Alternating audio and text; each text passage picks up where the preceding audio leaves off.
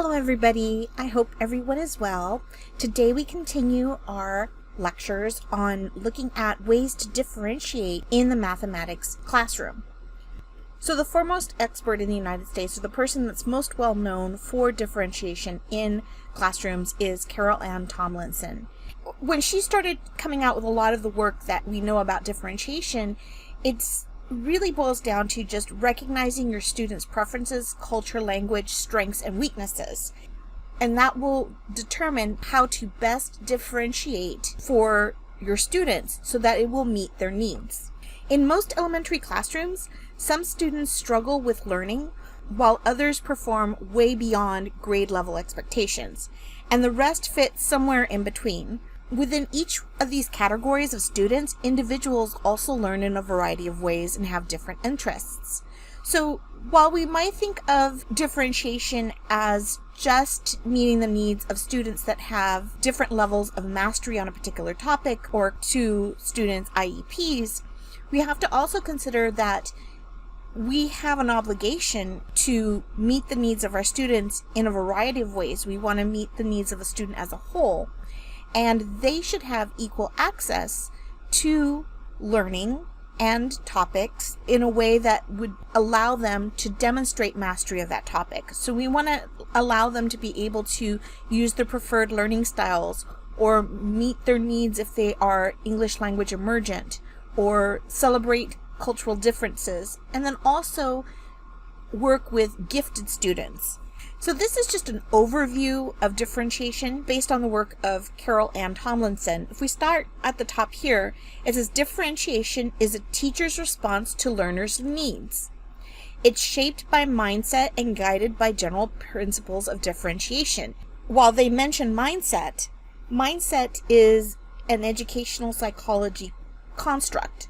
So we also want to make sure that we are keeping in mind the tenets of constructivism from Piaget and from Vygotsky. Through this, we want to have the following goals. We want to be able to create respectful tasks for our students, introduce quality curriculum, allow for flexible grouping, undergo continual assessment, and also the idea of building community. Teachers can differentiate through a variety of ways, but there are four main categories they fall into: content, process, products, and effect. Decisions on how to differentiate are based on students' readiness, interest, or learning profile. You can apply a number of instructional strategies to differentiate for your students, and that's really what this lecture is going to be about, looking to see how we can differentiate based on readiness, interest, learning profile, and differentiating through content, process,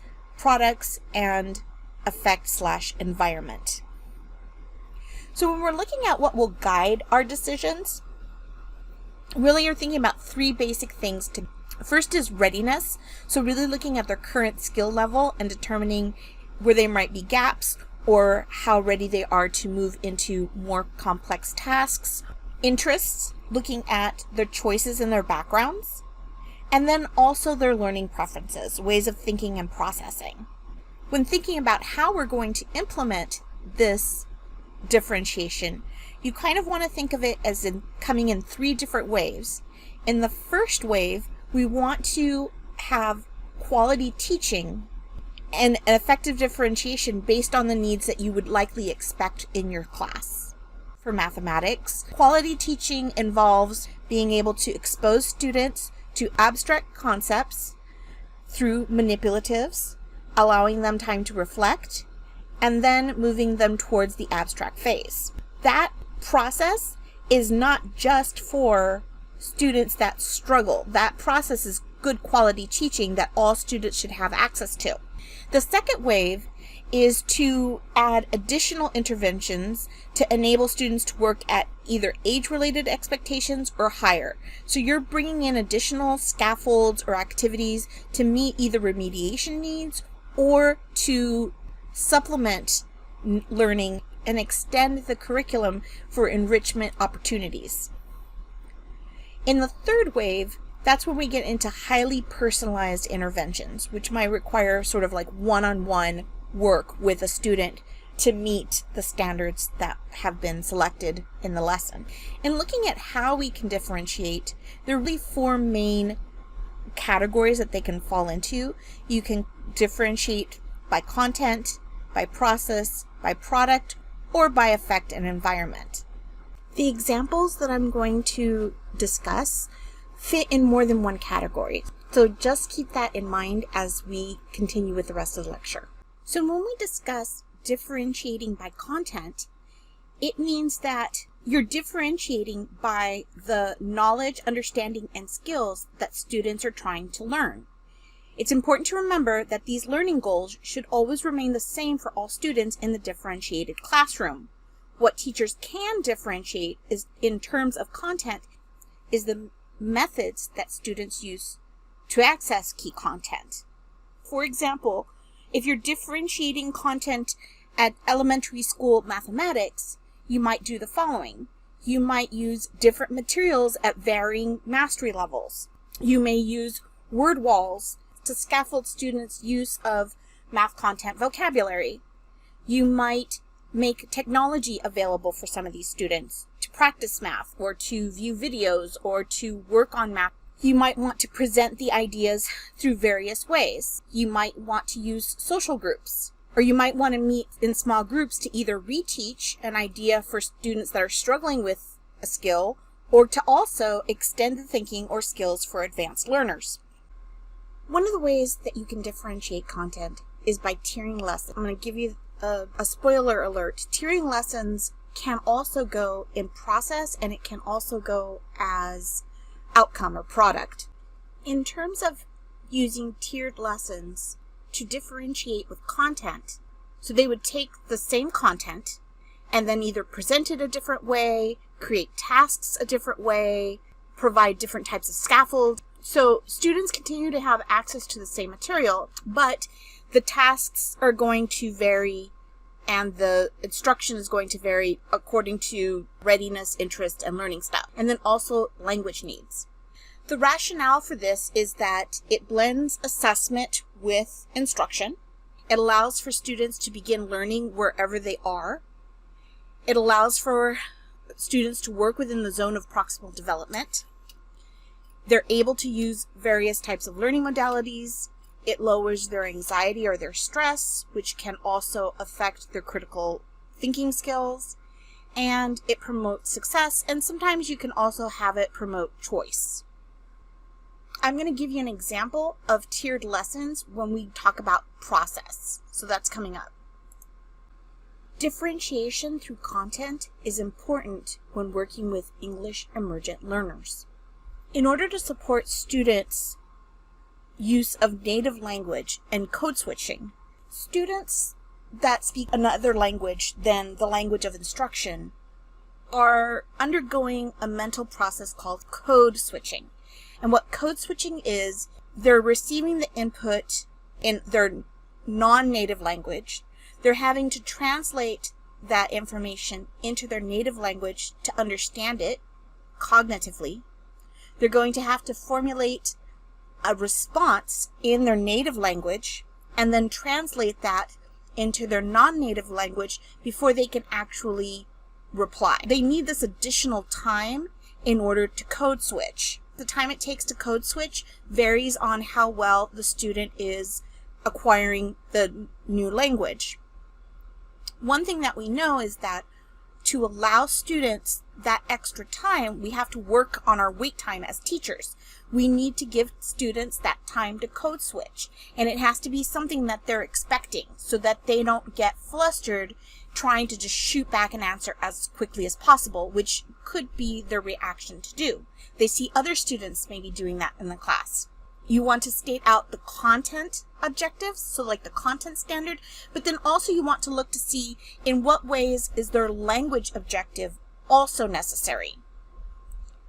What's really important with English language learners is that you have to spend additional time constructing schema for them. Do not automatically assume that they have all had experiences that you may take for granted. A quick story, when I first started teaching in the late 90s in a school in Southern California, I had a lot of students that were undocumented. They had literally just arrived from Mexico, running through the border with their families within the week before enrolling in classes. And, you know, a lot of the books that we were using talked about beaches, talked about islands, talked about forests, talked about a lot of geographical areas. A lot of children's books do. But what I failed to understand is most of my students that were undocumented had never seen the ocean. And without seeing the ocean, a lot of these books made no sense to them. None of them. So really starting to understand what your students' experiences are and being very thoughtful about how you're going to build background so that you're not giving them a lot of information that they cannot use, that you're really sticking to things that are comprehensible to them, really is important. Finally, you want to work with comprehensible input. So you want to leave out unnecessary words, and you want to use a lot of sheltering techniques. Sheltering techniques are anything that you would normally do when you're trying to explain yourself to someone in a different language. They're gestures, they're visual aids, they're acting things out. All of these methods are called sheltering techniques. Now, does this mean that you do not apply CRA techniques? No, you apply CRA techniques for all your students because you're trying to work from the concrete to the representation to the abstract because we know that's how students learn mathematics the best. What you're also trying to do is you're trying to supplement your regular instruction with things that English language learners are going to need in order to be successful. You want to look for things like cognates. What words in mathematics that you're using sound the same in English and in Spanish, for example? Which one of the words may be false cognates, where they seem to be the same thing, but they're completely different. As you're working with English language learners, you also want to teach vocabulary. So making a word wall accessible to the students, making the word wall accessible to the students.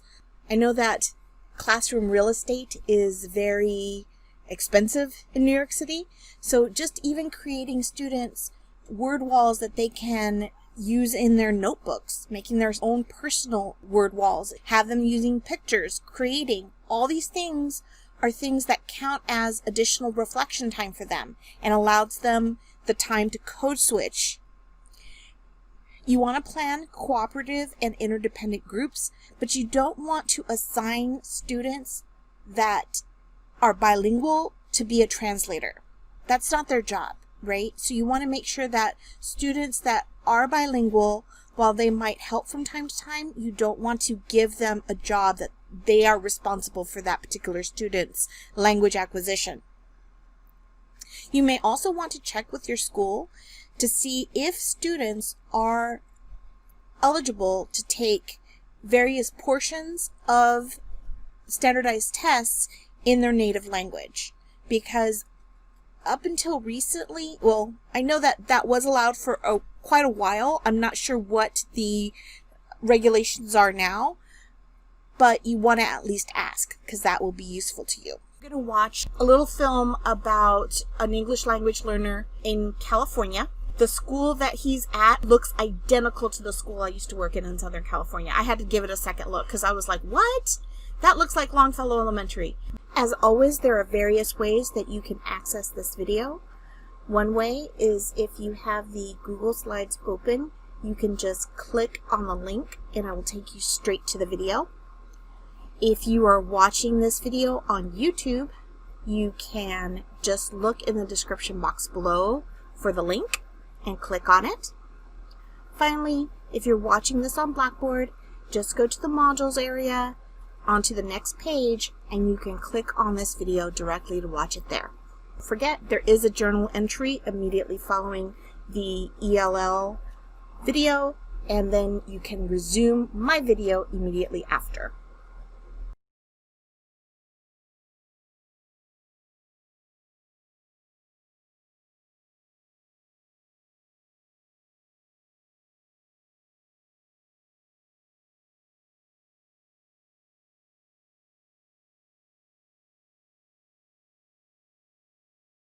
Now, Moises could have benefited from some of these strategies that we've already discussed. If I were Moises's teacher, I would certainly have started off with a couple things. I'm going to leave behavior off to the side because I think behavior and acceptance of various levels of language acquisition are important here. So having a little bit better control of the class would have been where I started. But really what was happening is that Moises did not have the schema. He did not have the comprehensible input that he needed in order to do the mathematics. So he needed schema built in. If they were working with distance problems, it wouldn't be unusual to brainstorm that they're going to need things like streets and blocks. And if he's from Mexico, he might be used to kilometers, whereas we are used to miles. So all these little things are worth looking into just to start building the schema around the students, looking to see which one of these are cognates.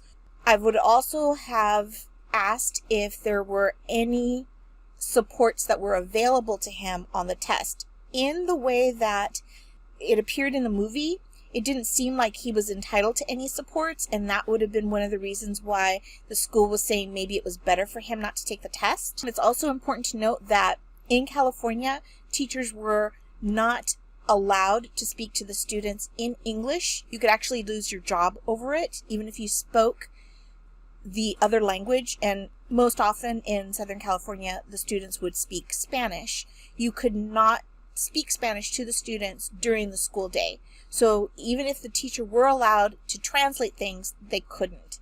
A lot of the times, the little girl that was sitting next to him helped him with some information by translating, but again, if I were the teacher, I would not want that little girl to have that responsibility for communication with Moises throughout the whole entire class. That's not fair to her. She could be code switching as well. She has her own work to do. It's very disruptive to be doing math and then also have to worry about somebody else, as we know. So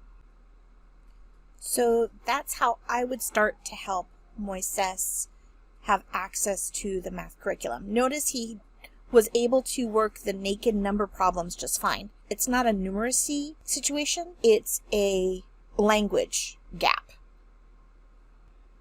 Another type of learner that can benefit from differentiated content is the mathematically gifted student.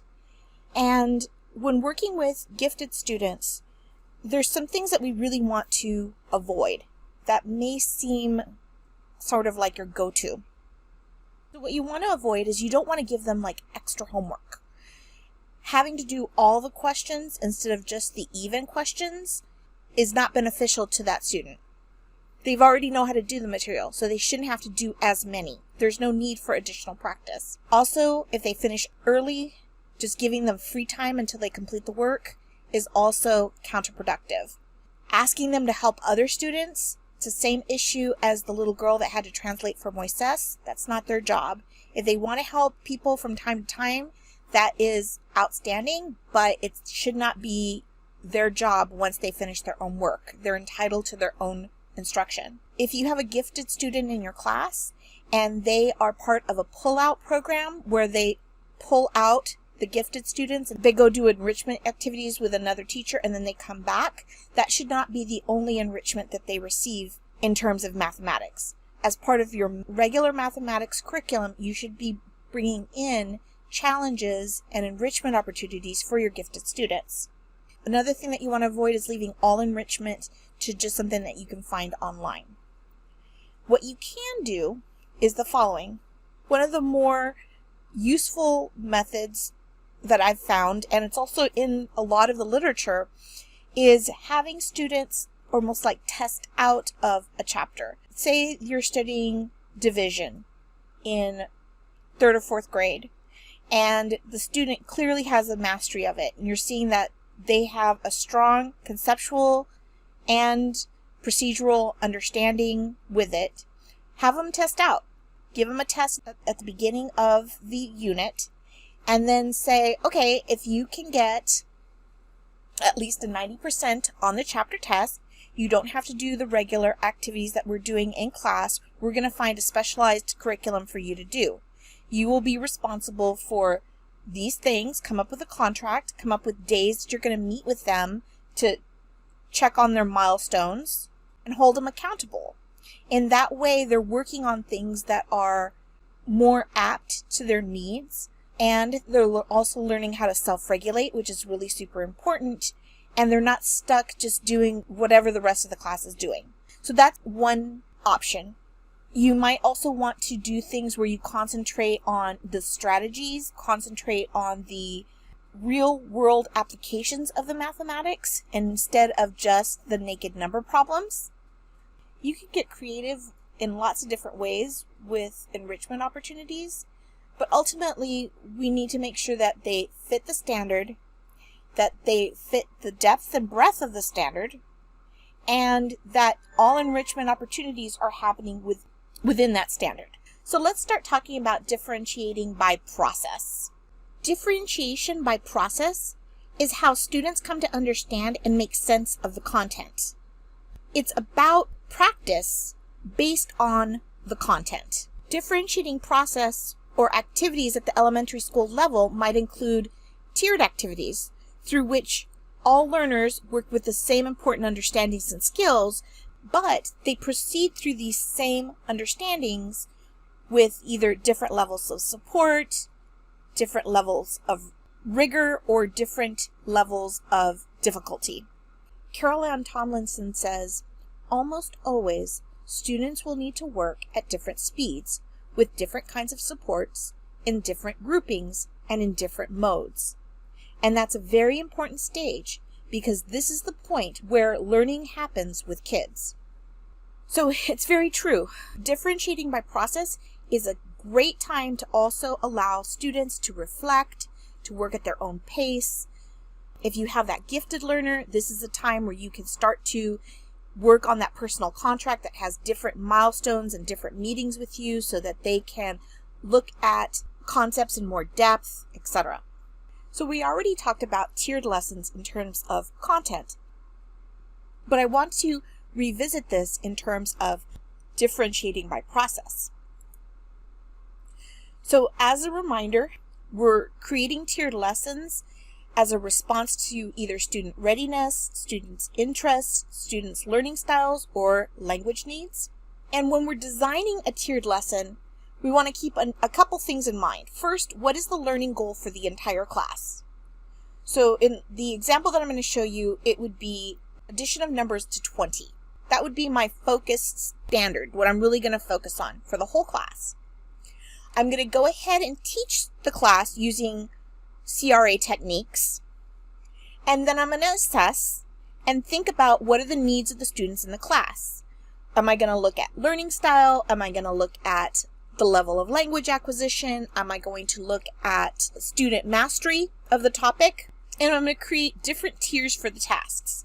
This is very similar to using running records and then having the students be put into reading groups and then creating work for each one of the reading groups. Very analogous scenario. And you're going to adapt each task to meet the needs of your students. Again, very, very similar to what you would do in a reading program. So here's an example of a tiered lesson for second grade. My goal here, the standard that I'm aiming to address, is having students add, depending on their mastery of addition, I'm going to place them in different tiers. All students get the same word problem. It says, Thomas has blank toy cars. Chloe came over to play and brought her blank toy cars. Can you figure out how many toy cars they have together? So it's a simple addition problem. They are all working on the same content. However, what makes it different is that Tier 1 students would be assigned numbers from 0 to 25, and these would be the students that are struggling with basic number facts, perhaps regrouping, and I'm going to work with these students using 10 frames. Tier 2 students will be assigned numbers between 0 and 100. The purpose is that these students can add the numbers to 20, but they might struggle with larger numbers that require regrouping. They will also need base 10 blocks and hundreds charts to help them. Tier 3 students will be assigned numbers 0 to 500. The purpose is that these students have had success and have provided evidence of mastery of addition for numbers between 0 and 100. They understand how tens make 100, and now they are using base 10 blocks to explore how hundreds can be regrouped and what the notation is there. The content is the same. It's addition with regrouping. The difficulty is what separates these. They all have the same level of questioning, of thinking. However, what makes it different are the numbers that I have set aside for each one of the groups. Another way to differentiate process is by using different levels of Bloom's taxonomy. I'm going to quickly go over the different levels of Bloom's taxonomy, but ultimately what I want you to take away is that Bloom's taxonomy describes students' engagement. Another way to say that is student thinking. This is very different than describing task rigor. So Bloom's is student thinking. There's actually two Bloom's versions of Bloom's taxonomy. There's the original and there's the revised. Either case, Bloom's taxonomy describes students' engagement. So how much are the students thinking? How much are the students doing? Students don't need to proceed through the levels of Bloom's linearly, but sometimes higher levels do incorporate elements of lower levels to be able to achieve them. This is the original Bloom's taxonomy. It was developed in 1956 by Benjamin Bloom, and it was originally developed to classify educational goals for performance evaluation in children, but then it kind of was used more broadly to identify the thinking that the students were engaging in. So if you kind of look at the very bottom, it started off with knowledge, and then that was sort of like the very basic level of thinking. And then as you proceeded up this sort of like pyramid, it would get more complex. So it started off with knowledge, comprehension, application, analysis, synthesis, and evaluation. If you notice, knowledge, comprehension, application, analysis, synthesis, and evaluation, all these are nouns. Since we wanted to think of it as the student was actually engaging in the learning, one of Bloom's students, Lauren Anderson, decided to revise classification from nouns to verbs in the attempt to describe the active engagement, the active thinking of the student. So the student is describing student thinking. And so they changed the words from the original Bloom's to these verbs, which are at the very bottom level is remembering. Okay, that's the lowest level of engagement. And then understanding, applying, analyzing, evaluating, and creating is at the very top. These are ways that you can think about, what am I having my students do? Another way that we can differentiate is by product. Products are ways for students to demonstrate what they have come to know, understand, and be able to do after an extended period of learning. A synonym for a product is an authentic assessment. So what are you going to have your students do in order to demonstrate mastery? What are various types of products that you can ask students to make based on either their skill level or their preferences? One way to differentiate tasks is by using Webb's depth of knowledge, or DOK. DOK is the complexity that either knowledge standards or assessments require. DOK describes the task, not the thinking. Bloom's describes the thinking. DOK describes the task. The DOK of the problem-solving task should be considered when you're planning the task. So looking to see where in the DOK scale does a task fall. When we're looking at DOK, we're looking at the depth and complexity of a task, not the difficulty. The difficulty speaks more to the thinking or the Bloom's level. Therefore, the verbs may or may not point to the DOK level. It's what comes after the verb that is the best indicator of rigor. So when you're looking at this, you want to think about how much does the student need to know the content in order to be able to respond. And since you're trying to evaluate to what extent of the content the student has had access to thus far, how are you going to use this framework for planning? DOK has 4 levels of complexity, and they go from a very simple task to something that requires a lot more planning. Because it is so dependent on previously taught skills, it will likely have to be introduced to students from a low DOK level to a higher DOK level linearly. So these are the 4 levels of DOK. I will say that these names, in my opinion, are very deceiving because they have the word thinking, and I just got done telling you that this has nothing to do with thinking. Let's look at examples so that I can kind of show you a little bit better of what is meant here. This is a common graphic organizer that's been seen throughout the DOE. I always tell new teachers, always make sure that whatever you do in a classroom is aligned with your school's mission and your school's requirements, right? However, I can tell you, as somebody who's been in education for a very long time and had to implement a lot of programs, that a lot of the times these ideas get changed to suit a district or a school several times. So while this is being used as a way to differentiate, really it should not be used. The verbs do not tell you how complex a task is. It tells you the type of thinking that's there, perhaps, but not the complexity of the task. Let me show you an example. Here, I have 3 activities. Notice that they all have the same verb. They all use the verb describe. In the first DOK, the student is just asked to describe 3 characteristics of metamorphic rocks. So that's a simple recall. They should be able to do that. Not a problem. List it out. The DOK2 also uses the word describe, but it says describe the difference between metamorphic rocks and igneous rocks. So a student needs to know more than one thing and be able to organize it. So they need to know what metamorphic rocks are and their characteristics, and they need to know what igneous rocks are and their characteristics, and then they have to be able to compare and contrast the two. The third example here also uses the word describe.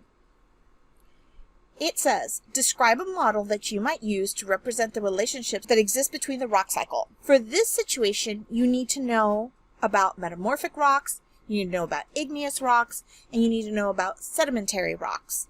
And you need to understand the rock cycle so that you create your own representation of the relationships between all these different types of rocks. So do you see how the third activity requires a lot more knowledge and planning and making connections between these things? It's going to take a student a lot longer to do the third activity than just simply naming 3 characteristics of one type of rock. So that's the difference. It's really how much goes into the task. How rigorous is it? What is a DOK1 task? So that's just simple recall of information. It doesn't matter if it's recall of multiplication tables, if it's recall of the elements on a periodic table. It doesn't matter if it's the recall of the Krebs cycle in biochem. It's just recall. One is more difficult than the other, but DOK is not about difficulty, it's about complexity.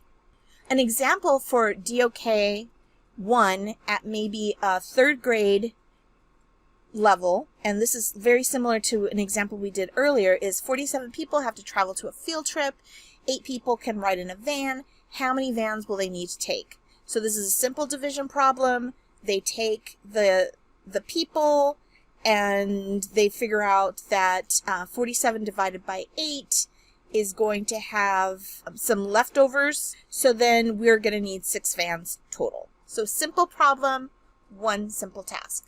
A DOK2 task includes more engagement than just simple recall, and it requires the students to make some decisions about how to approach a problem. So a compare-contrast using a Venn diagram is a level 2 task. Identifying major events and summarizing them might be a level 2 task. Multi-step problems might be a level 2 task. Cause and effect. Moving with the same scenario that I used in the DOK1 task, here I have 47 people have to travel to a field trip. If 8 people can ride a van, how much money will the school have to pay the van company if the vans cost $106 to rent? So what's here? First, they need to complete the regular division problem that they had to do in the DOK1, figure out they needed 6 vans, and then multiply the number of vans by $106, or add it up 6 times, whatever they decided to do. But they had to come up with an idea of what would go first, what would go next, what's my plan here in order to solve this. Ultimately, what are they doing? They're working with order of operations. And actually, they're working with order of operations, but PEMDAS doesn't apply, because here they had to divide first and then multiply. Strategic thinking is the name of DOK3, and this requires a deep understanding, more demanding reasoning, developing a plan or sequence to approach a problem. So an example would be a multi-step problem and provide a mathematical explanation that just justifies an answer, but it can't just be a 2-step problem with a mathematical response. It has to be quite a bit involved. Let me show you what a level 3 task would be using that same information that we just used with the bus scenario or the van scenario.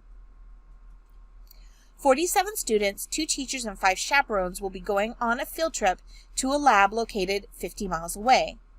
The school can rent vans for $106 plus 37 cents per mile, which can accommodate 8 people, including the driver.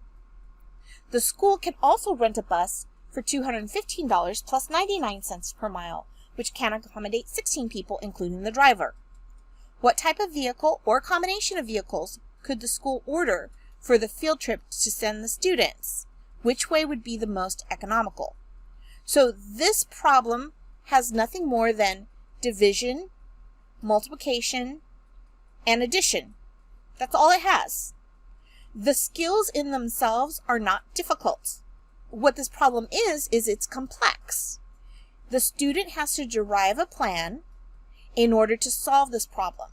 That plan to approach this problem is what makes it a DOK3, not the individual skills within this problem. Another thing about DOK3 is that it should be based on like real life events. There can be more than one answer in certain circumstances. Here it says what type of vehicle or combination of vehicles. Like there could be different ways that the students could combine them. Of course, there's only one way that would be most economical, but again, it would depend on if you're just dealing with vehicles, if you're just dealing with vans or buses. So it just kind of depends on how you wanted to work through this. This DOK3, for adults, this is going to take us, a while to do.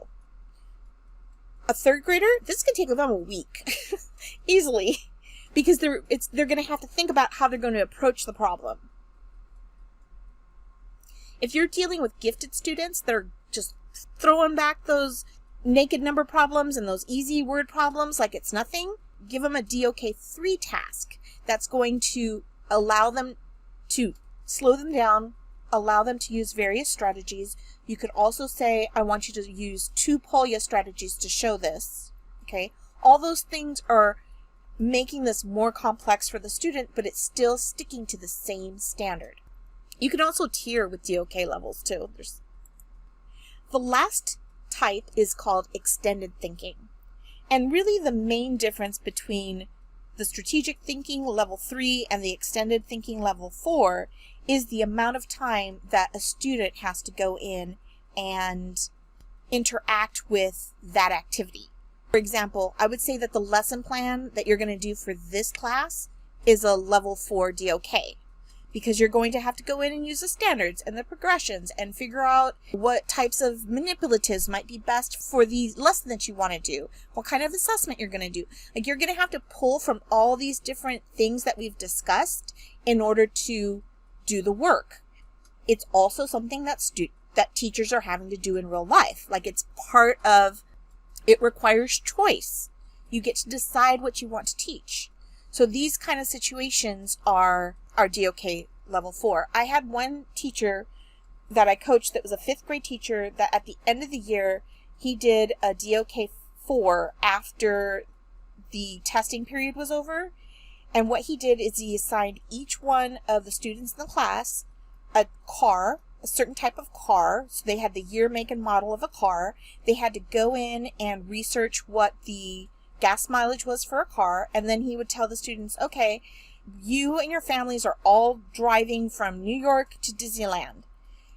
You need to use a map, figure out how long it's going to take you to get there, figure out the gas mileage will last you for a tank of gas, where you're going to fuel up, where you're going to spend the night, and you need to stay below, I don't know, it was like $5,000.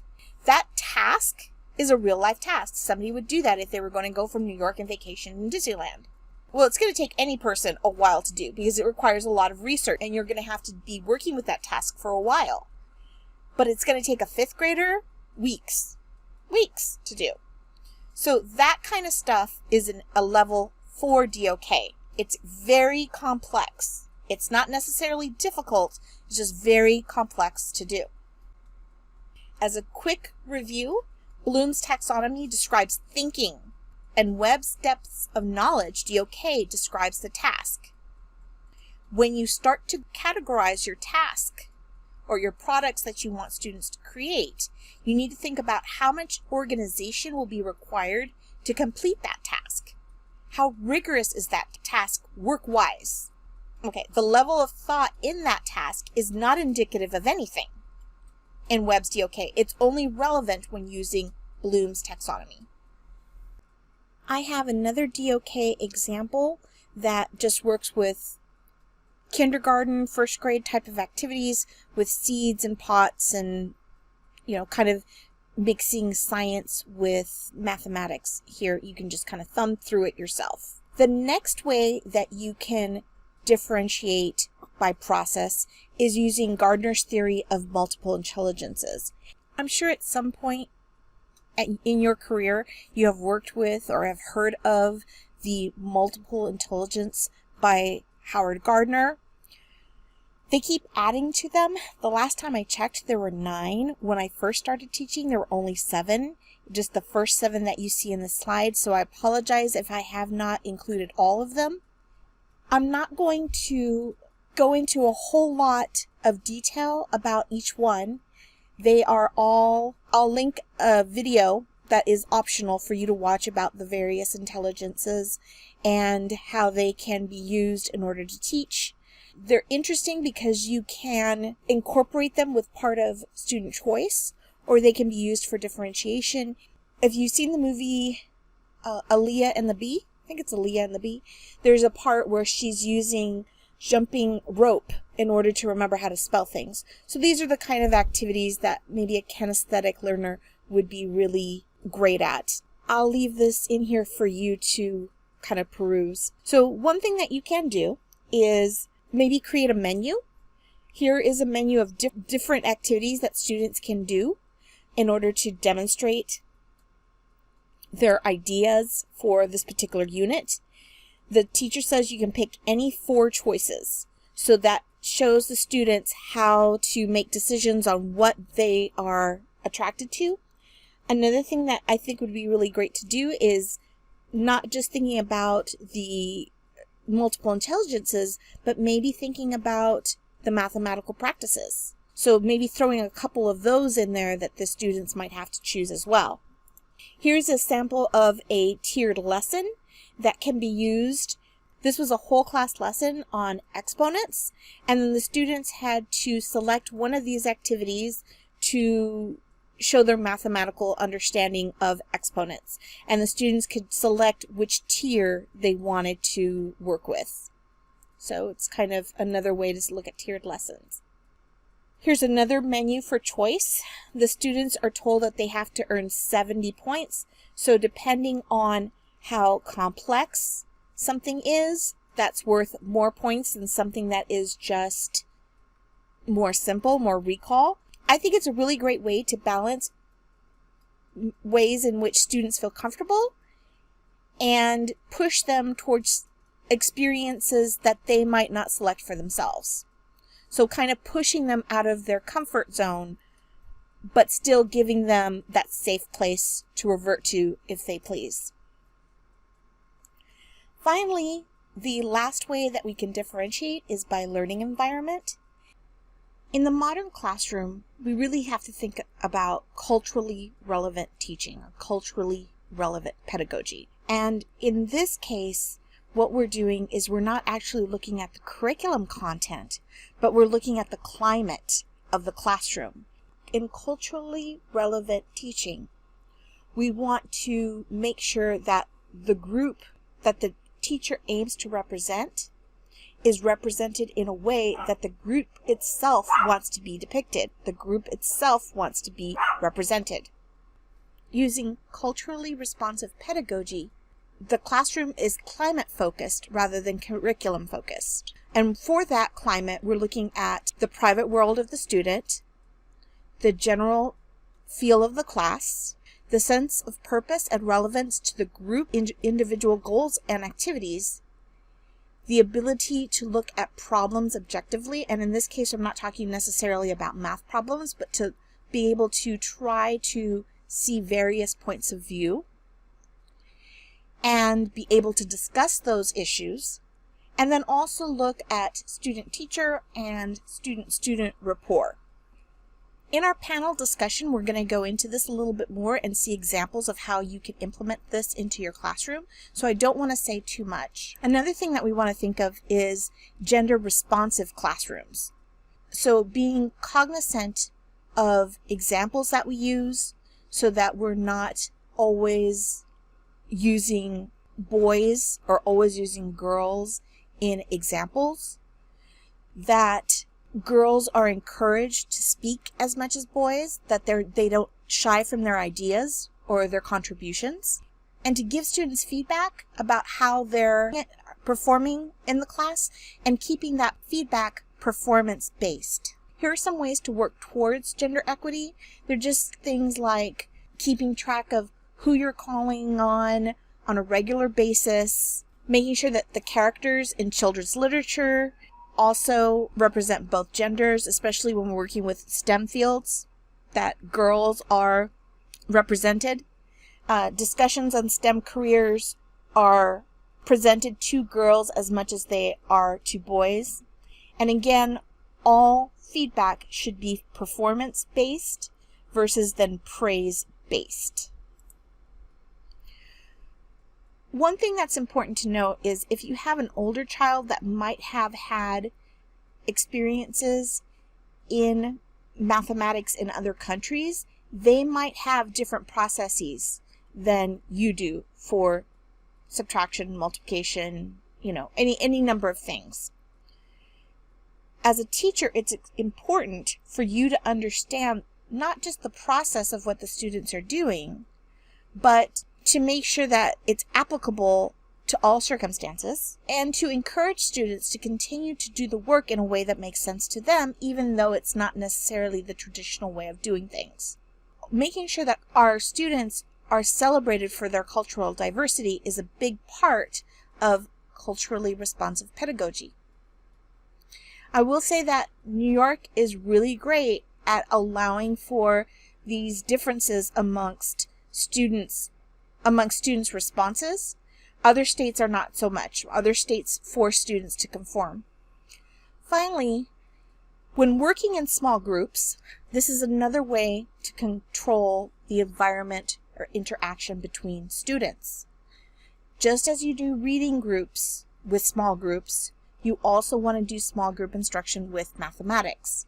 And you do this according to either ability, demonstrated mastery, topics, can be a variety of different things.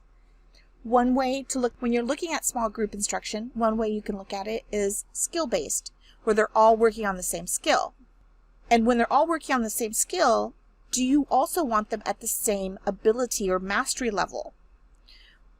When you do that, that's called a homogeneous or homogeneous group, right? Everybody's at the same skill, same ability level. But there is value of students in varying skills getting insight on how other students do the work. So it's always a great thing to be able to not just do homogeneous groups, but also heterogeneous groups.